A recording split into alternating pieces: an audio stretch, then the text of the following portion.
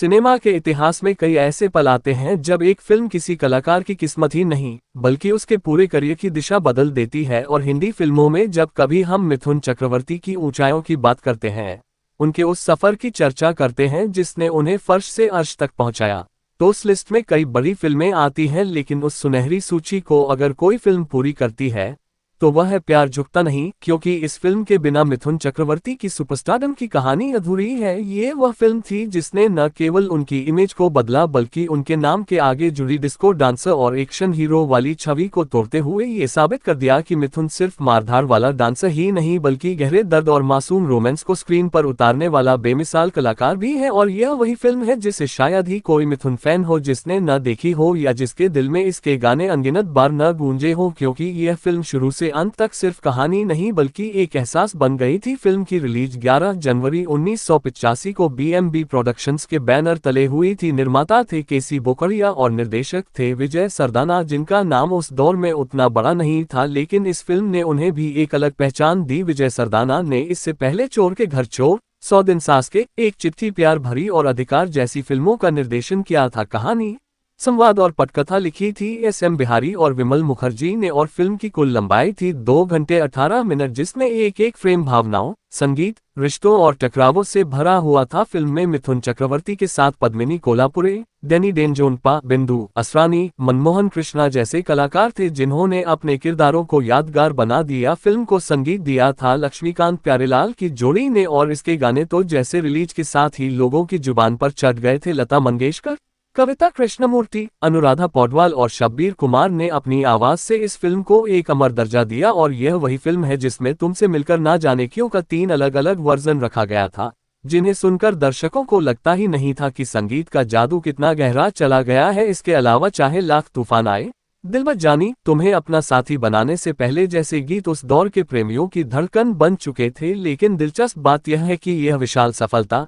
ये सुपरहिट संगीत, यह ऐतिहासिक लोकप्रियता, ये सब ऐसे समय में आया जब इस फिल्म की उम्मीद किसी को भी नहीं थी, क्योंकि इस फिल्म को बनाया गया था बेहद छोटे, मात्र 50 लाख के बजट में, किसी बड़े स्टार कास्ट, किसी भव्य सेट या किसी हाई प्रमोशन के बिना। और रिलीज के बाद इसने बॉक्स ऑफिस पर 4 करोड़ 50 लाख से अधिक की कमाई की और वर्ष 1985 की तीसरी सबसे बड़ी हिट फिल्म बनकर गोल्डन जुबली मनाई। और ये तभी हुआ जब पहले नंबर पर राज कपूर की राम तेरी गंगा मैली थी जिसने 9.5 करोड़ कमाई और दूसरे स्थान पर अमिताभ बच्चन की मर्द थी जिसने 8 करोड़ 50 लाख कमाए। ऐसे बड़े दिग्गजों के बीच प्यार झुकता नहीं का तीसरे नंबर पर आना अपने आप में इतिहास था। लेकिन किसे पता था कि इतनी बड़ी हिट बनने वाली यह फिल्म शुरुआत में तो लगभग बनने से ही रह जाती, क्योंकि निर्देशक और निर्माता दोनों इस फिल्म के हीरो को लेकर बहुत परेशान थे। ये फिल्म सबसे पहले ऋषि कपूर को ऑफर की गई थी। दरअसल निर्माता केसी बोखरिया ने इससे पहले चुनौती फिल्म बनाई थी जिसमें ऋषि कपूर की पत्नी नीतू सिंह थी। उसी के जरिए उन्हें लगा कि ऋषि कपूर इस फिल्म के लिए परफेक्ट रहेंगे, लेकिन ऋषि ने ये फिल्म कई कारणों से ठुकरा दी। पहला, उन्हें लगा कहानी में दम नहीं है, फिल्म नहीं चलेगी। दूसरा, उन्हें लगा कि उस समय वह जिस फिल्म जमाने को दिखाना है कर रहे थे वह बहुत बड़ी हिट होगी और ऐसे में उन्हें कम बजट की फिल्मों की जरूरत नहीं है। तीसरा, इस फिल्म में उन्हें शादीशुदा बेटे की भूमिका निभानी थी जिससे उनकी लवर बॉय इमेज टूट सकती थी। चौथा, ऋषि को लगा कहानी बॉबी से मिलती जुलती है और उन्हें दोहराव पसंद नहीं था। बाद में उन्होंने अपनी आत्मकथा में लिखा कि अगर कोई फिल्म है जिसे ठुकराने का उन्हें सबसे ज्यादा अफसोस है तो वह प्यार झुकता नहीं है। लेकिन ऋषि कपूर के मना करने के बाद ये फिल्म गई मिथुन चक्रवर्ती के पास। अब यह वही दौर था जब मिथुन बॉक्स ऑफिस पर 2 साल से संघर्ष कर रहे थे। उनकी फिल्मों की लंबी लाइन फ्लॉप हो चुकी थी, कोई भी डिस्ट्रीब्यूटर उन्हें रोमांटिक हीरो के रूप में स्वीकार करने को तैयार नहीं।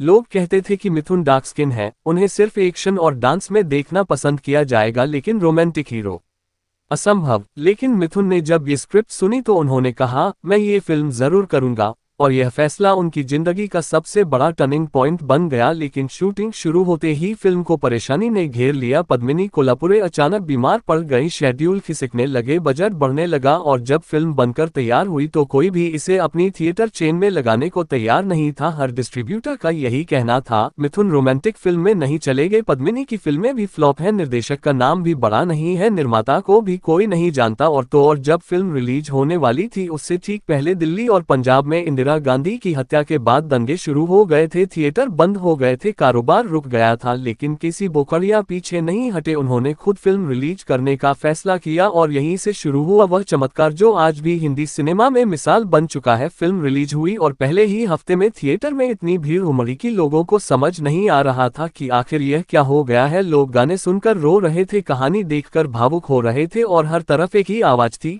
मिथुन चक्रवर्ती बदल गए हैं, ये हीरो नहीं, ये दिल छू लेने वाला अभिनेता है। उसके बाद जो हुआ वह इतिहास है। प्यार झुकता नहीं ने न सिर्फ बॉक्स ऑफिस पर कमाल किया बल्कि मिथुन को अमिताभ बच्चन का उत्तराधिकारी बताया जाने लगा। उस समय एक मैगजीन ने कवर पर पूछा, क्या मिथुन अगले नंबर 1 हीरो हैं?